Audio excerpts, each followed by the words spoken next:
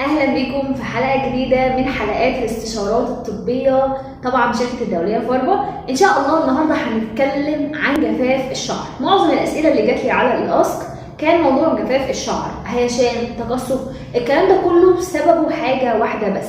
يعني ايه اصلا جفاف شعر، او يعني ايه دراي هير؟ دراي هير يعني مفيش سيبم، مفيش زيوت بتفرزها لي فروه الراس، قليله جدا. تاني حاجة عندي هنا في سبليت اند او في نهايات، في تقصف فيها يشان، بلاقي معايا بعد فترة بلاقي في قشرة جافة بتتكون على فروة الراس. يعني بالبلدي كده مفيش ناتشرال لوبريكيشن، يعني مفيش ترطيب طبيعي اللي المفروض بيبقى طالع من الجسم او طالع من فروة الراس المسؤول عنه جسمي، بيطلع من فروة الراس يغذيلي الشعر كله حتى الاطراف. تمام؟ طيب انا هنا بقى عاوزه اعرف الموضوع ده بينتج عنه ايه، او انا بشوفه بيترجم لي في صوره ايه اللي احنا بنقول عليه جفاف شعر او هيشان شعر او تقصف الشعر. طيب بالنسبه انا هنا لو عندي الزيوت بتاعت شعري قليله او الناتشرال لوبريكيشن بتاعي قليل، بلاقي فيه قشره، ده بينتج عنه او انا بشوف ان في انا طبعا مش بشوفه بعيني، بس احنا بنشوف طبعا بالميكروسكوب، احنا بنشوف الشعرايه نفسها بيبقى عليها من بره الطبيعي في بروتكتيف لاير او طبقه بتاعت الحمايه اللي بتحميلي الشعر بتاعي، تحميلي الشعرايه من الحراره من اشعه الشمس. دي بتكون طبعا ضعيفه جدا بسبب طبعا قله الزيوت او الناتشرال لوبريكيشن اللي المفروض يفرزولي فروه الراس.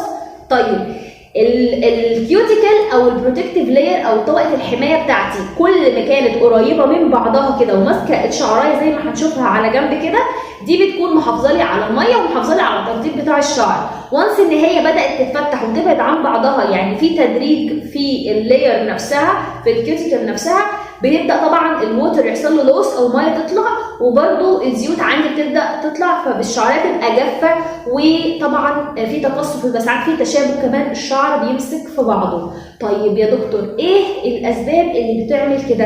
احنا قلنا شعر جاف، ممكن يكون البشره او فروه الراس نفسها دهنيه والشعر جاف نتيجه روتين غلط. يبقى اول حاجه عندي ممكن تكون سوء تغذيه. سوء التغذيه في الاسباب طبعا مهم جدا، مفيش دهون صحيه او زيوت صحيه داخله كويس.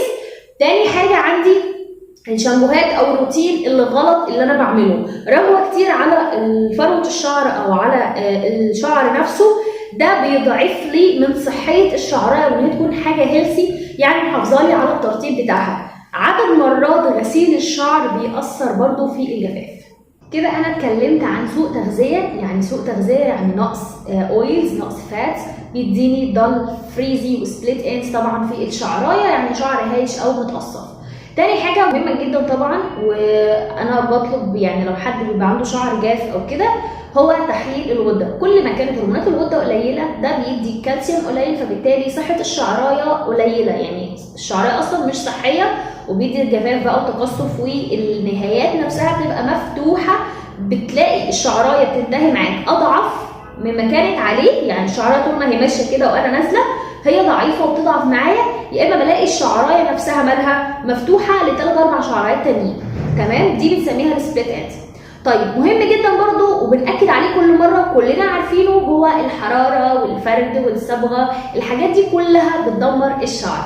طب ايه الحل او ايه الروتين او ايه الحاجات اللي بتحميلي شعري ما تخليهوش يوصل للمرحله دي؟ ان شاء الله هنقوله في الحلقه الجايه من برنامج الاستشارة الطبيه. شكرا لكم.